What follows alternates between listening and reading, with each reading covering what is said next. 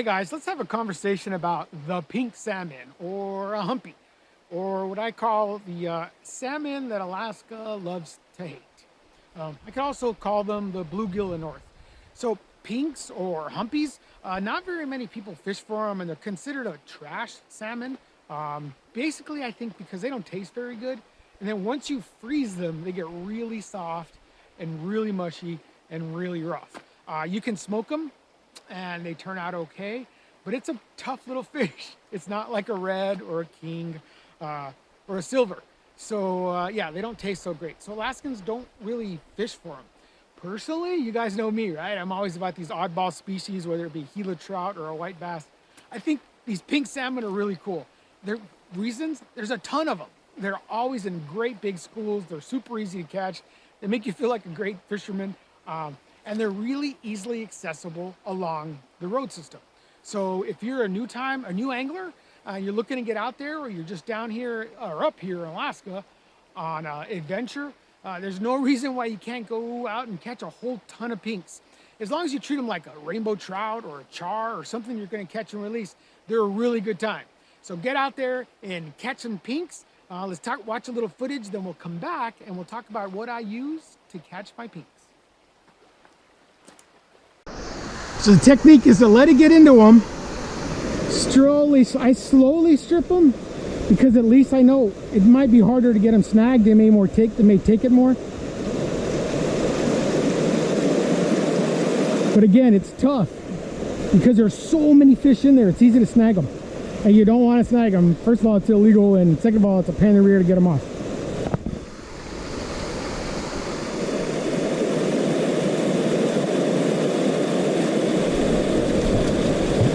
There we go.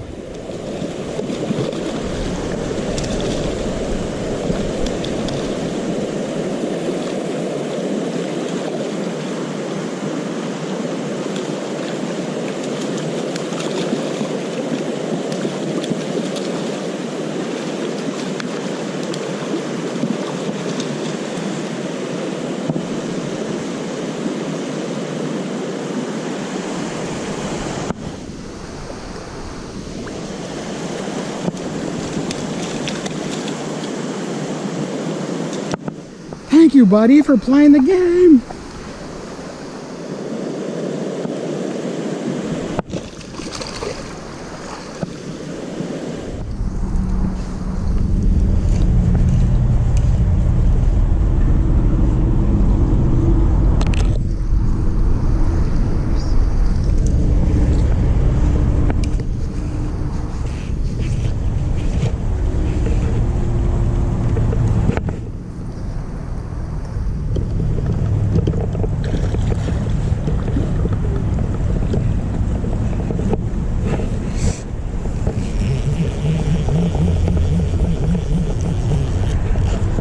Come on, baby.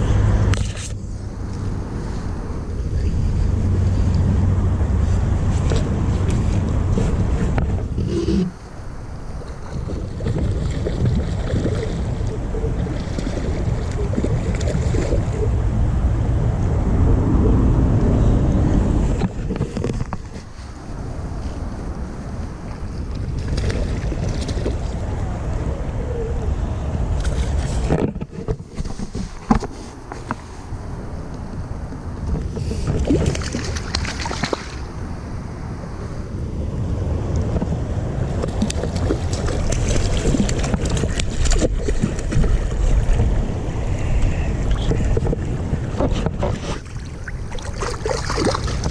on, baby.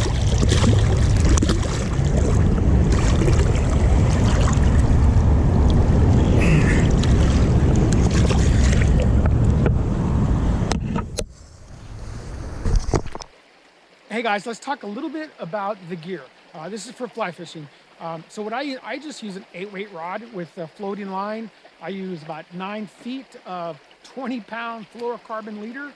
Doesn't have to be tapered. We're not talking about spring creeks here. These fish are not leader size. So again, just something with a good backbone that I'm comfortable casting bigger flies all day. Okay, now in terms of flies, it's all about the Dalai Lama. Man, when I first came here, you know, I wanted to tie everything but Dalai Lamas, but these suckers work, right? So I use a purple and white Dalai Lama, which is pretty much standard across Alaska, and I use a 2/0 hook.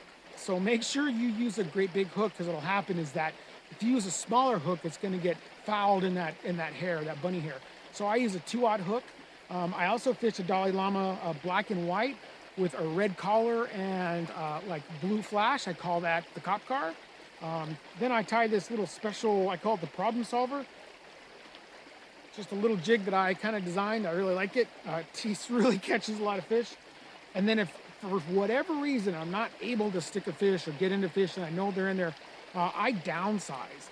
And I use this little purple, what they call a John Bar meat whistle. John Bar meat whistle. And it seems to really do the trick. It's basically rabbit and marabou, and it'll really get them going. So again, just basic flies. It doesn't have to be super technical. The trick is to cover water, cover water, cover water. Also get down deep. When the fish are ready to hit, they're going to hit. And there's going to be so many in these pools and these little groups that something will get out there and bite your fly. So again, don't overcomplicate it. Some people like egg-sucking leeches. It's all about the water column and where you get in there. So again, just a basic 8-weight rod, basic flies, fluorocarbon straight leaders, pretty simple gear that you may have. And if you don't come up with your trout, and if you don't have an 8-weight, come up with your trout gear. It'll work. So don't overcomplicate it, guys.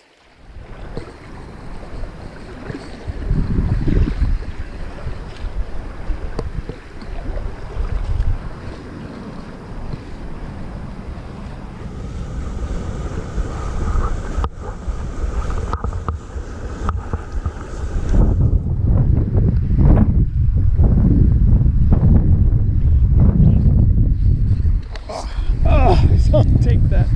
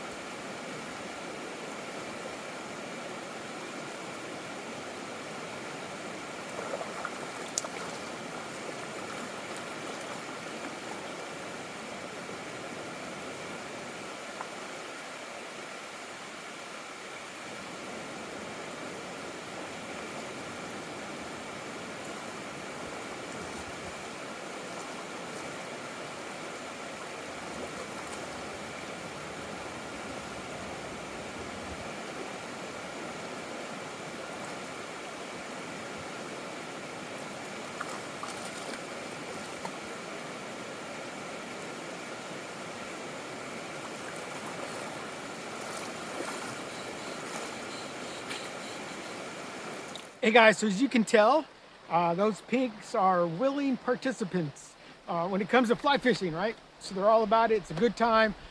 Don't overlook them at all. Maybe if you're coming up with a family and perhaps you have one day to get out there and do a little fishing, go target some pinks. Heck yeah, it's a good time. You don't need special gear. They're easy to find. They're all along the road system. Just ask around. Just ask around, and people will more than willing to tell you where the Alaskan most hated salmon live.